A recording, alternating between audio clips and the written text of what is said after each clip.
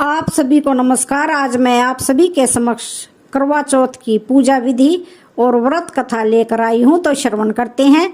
करवा चौथ का व्रत सौभाग्यवती स्त्रियां अपने पति की लंबी आयु की कामना ईश्वर से करने के लिए रखती हैं।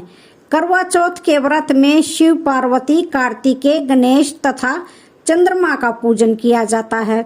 महिलाएं सारे दिन निर्जला उपवास रखती हैं और शाम को पूजा एवं करवा चौथ की कथा करने के बाद चंद्रमा के दर्शन करके अपनी अपनी परंपरा का निर्वाह करते हुए व्रत और उपवास संपन्न किया जाता है। पूजा विधि।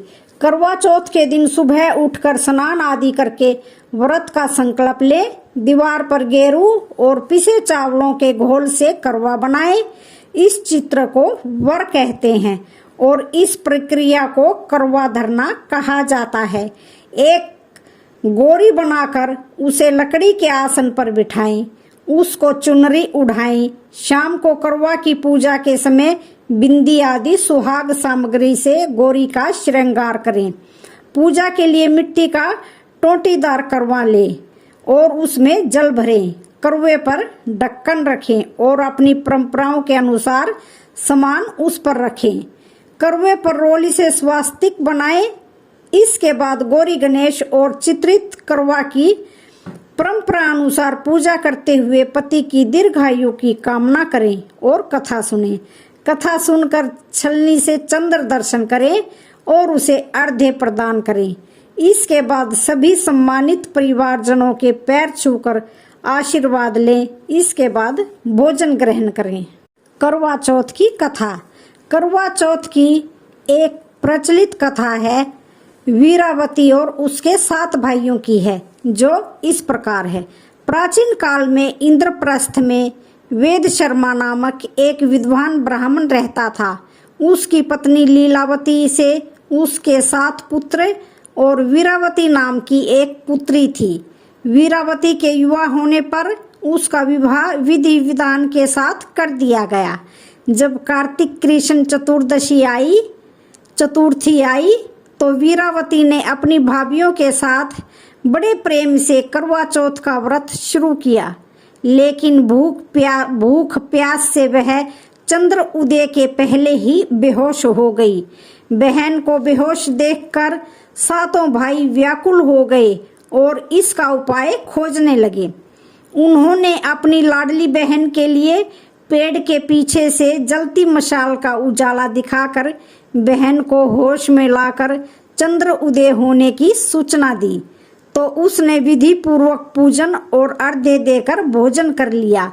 ऐसा करने से उसके पति की मृत्यु हो गई। अपने पति की मृत्यु से वीरावती बहुत दुखी हो गई और उसने अन्न जल का त्याग कर दिया। उसी रात को इंद्राणी पृथ्वी पर आई और ब्राह्मण पुत्री ने उनसे अपने दुख का कारण पूछा। इस पर इंद्राणी ने बताया कि तुमने करवा चौथ पर वास्तविक चंद्र उदय होने से पहले ही अर्घ्य देकर भोजन कर लिया, इसलिए तुम्हारा पति मर गया।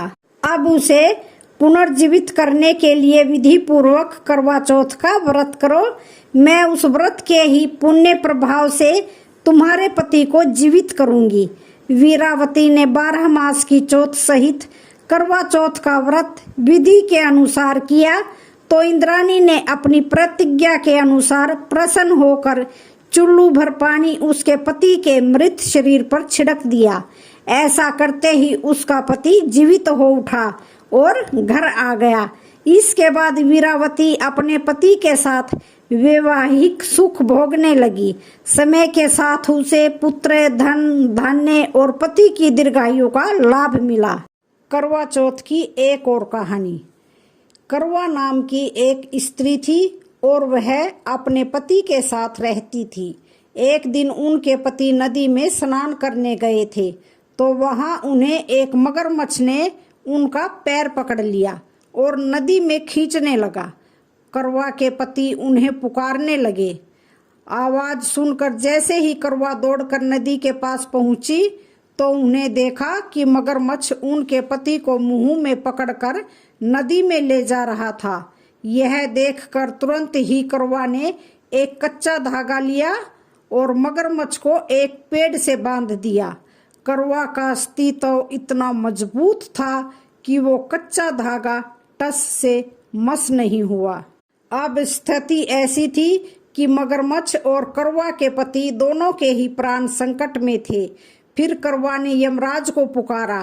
करवा ने यमराज से प्रार्थना की कि वो उनके पति को जीवन दान और मगरमच्छ को मृत्यु दंड दे, लेकिन यमराज ने उन्हें मना कर दिया। उन्होंने कहा कि मगरमच्छ की आयु अभी बाकी है तो वो उन्हें मृत्यु दंड नहीं दे सकता, लेकिन उनके पति की आयु शेष नहीं है। यह सुनकर करवा बेहद क्रोधित हो गई। उन्होंने यमराज को शाप देने को कहा। उनके श्राप से डरकर यमराज ने तुरंत ही मगरमच्छ को यमलोक भेज दिया, साथ ही करवा के पति को जीवन दान दे दिया।